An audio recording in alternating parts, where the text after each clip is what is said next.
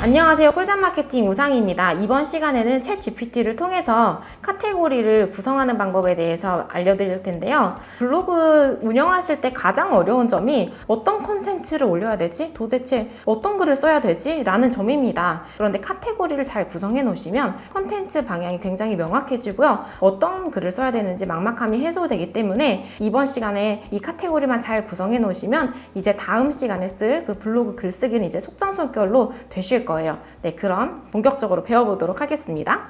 이제 블로그 카테고리를 구성을 하게 되는데요. 이 친구가 벌써 그냥 바로 해주었습니다. 처음에 프롬프트에 우리가 써준 내용이 정말 중요한 것입니다. 내 정보가 충분히 잘 들어가 있기 때문에 얘가 그것을 토대로 블로그 카테고리도 구성을 지금 해주고 있는 것입니다. 잘 보시면 데이스 바베큐 블로그는 브랜드 신뢰도 상승, 고객 유입이라는 목표에 맞춰서 제가 아까 이 목표를 분명하게 이야기를 첫 번째 프롬프트에서 해주었죠. 그래서 고객 페르소나와 사장 페르소나에 잘 맞는 카테고리를 정해야 해 하면서 이제 해주는데요. 네, 추천 블로그 카테고리가 데디스 바베큐 이야기, 브랜드랑 철학, 사장님 스토리가 들어갔으면 좋겠다라고 이렇게 제안을 해주었습니다. 그리고 실제로 우리가 글을 써야 하는데 예시 글 제목까지 벌써 이렇게 이야기를 해주었습니다.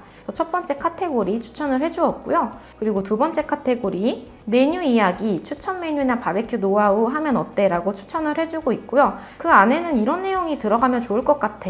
컨텐츠의 방향도 어느 정도 설정을 해주고 있습니다. 그리고 예시 글 제목도 이렇게 하면 좋을 것 같아 라고 했는데 와, 정말 후킹도 잘 되는 제목으로 잘 뽑아주었어요. 처음 방문한다면 실패 없는 데디스 바베큐 베스트 3 메뉴 추천. 고기만 먹으면 아쉽잖아요. 바베큐와 환상조합인 사이드 메뉴 추천. 이런 식으로 컨텐츠를 내가 써야 되겠다, 글을 써야 되겠다라고 생각하는 게 정말 쉽지가 않습니다. 그런데 얘가 벌써 이렇게 컨텐츠 기획을 이렇게 훌륭하게 해주고 있습니다. 그러면 나는 여기에 대한 이 내용만 머릿속으로 생각을 하면 되잖아요. 그리고 방문 가이드에 대해서도 이렇게 해보면 어때? 라고 이야기를 해줬고요. 여기서 예를 들어서 서울에서 1시간 데디스 바베큐로 떠나는 감성 드라이브 코스라고 제목으로 썼을 때 이게 고객에게 유입이 된다라고 한다면 대부분은 드라이브 코스, 서울 드라이브 코스라는 식으로 검색을 보통 고객께서 하실 거예요. 그러면 우리 블로그 글이 발견이 되면 내 컨텐츠로 바로 이제 유입이 되는 것이죠. 그리고 양평 여행이나 주변 추천 코스 이런 것도 키워드로 유입이 충분히 될 만합니다. 바베큐 먹고 뭐하지? 데디스 바베큐 근처 가볼 만한 곳 베스트 5.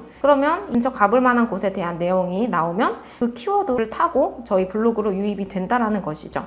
그런데 저희 같은 경우는 이제 저관여 상품이지만 그 고관여 상품 아까 말씀드렸던 좀 생각을 많이 해야 되는 그런 것들은 이런 글들이 굉장히 많이 쌓이게 되면 한 개 읽었다가 글이 괜찮아 그러면 다른 글도 또 읽어보게 되거든요. 그 사이에 신뢰가 굉장히 많이 형성이 되면서 이 브랜드에 대한 신뢰감이 쭉 올라갑니다. 그러면 무엇인가 제안을 했을 때 바로 구매 전환이 되기가 쉬운 것입니다. 그리고 다른 카테고리를 추천을 해주었는데요. 그러면 최종 정리, 블로그 카테고리 구성을 이렇게 얘가 6개를 일단은 해주었습니다. 이제 내가 여기서 조금 더 이제 각색을 해볼 수가 있는데요. 이게 전부 다 마음에 들어서 채용을 할 수도 있겠지만 이게 마음에 안 드는 경우도 분명히 발생할 겁니다. 그리고 저도 이게 전부 다 마음에 들진 않았어요. 예를 들면 바베큐 레시피랑 홈 바베큐 팁에 대해서 이야기를 해주는 것은 별로 그렇게 고객 유입에 도움이 될 것 같지 않다 라는 생각이 저는 들었습니다. 그리고 방문 가이드도 그렇게 많은 내용이 콘텐츠로 발행되기가 쉽진 않을 것 같다라고 생각이 들어서 이 두 개는 좀 별로다. 대신에 다른 카테고리 2개를 더 제안해줘 라고 이야기를 했습니다.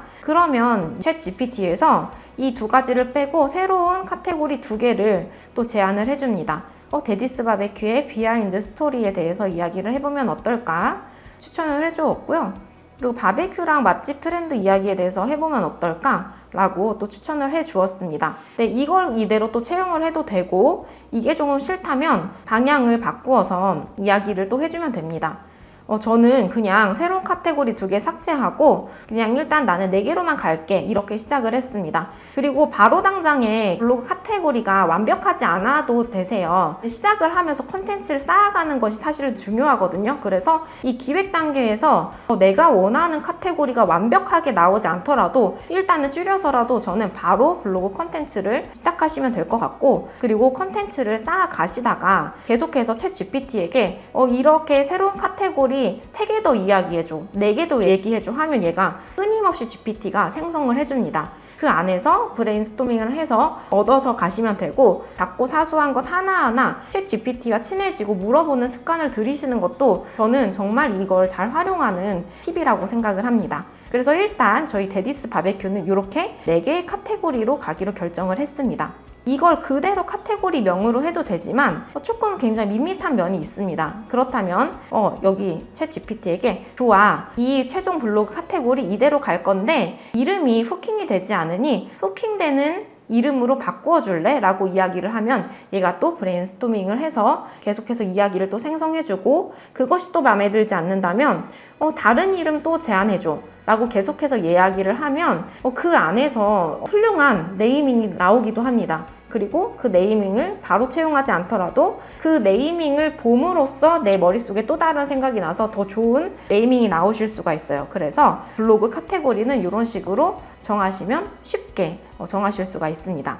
네, 여러분 이번 시간에는 컨텐츠 방향을 설정하고 여러분들이 글 쓰시는데 막막함을 해소해 줄 수 있는 블로그 카테고리 구성에 대해서 배워봤습니다. 네, 이제 다음 시간에는 이 블로그 카테고리를 토대로 해서 블로그 글 제목을 기획을 할 것입니다. 블로그 기획을 잘 하게 되면 한 번에 10일치의 그런 블로그 콘텐츠 혹은 30일치의 블로그 콘텐츠를 한 방에 뽑아낼 수 있는 아주 강력한 수단이 되거든요. 그래서 이 부분도 잘 따라주시면 너무 도움이 많이 되실 거라고 확신합니다. 다음 시간에 뵙겠습니다. 감사합니다.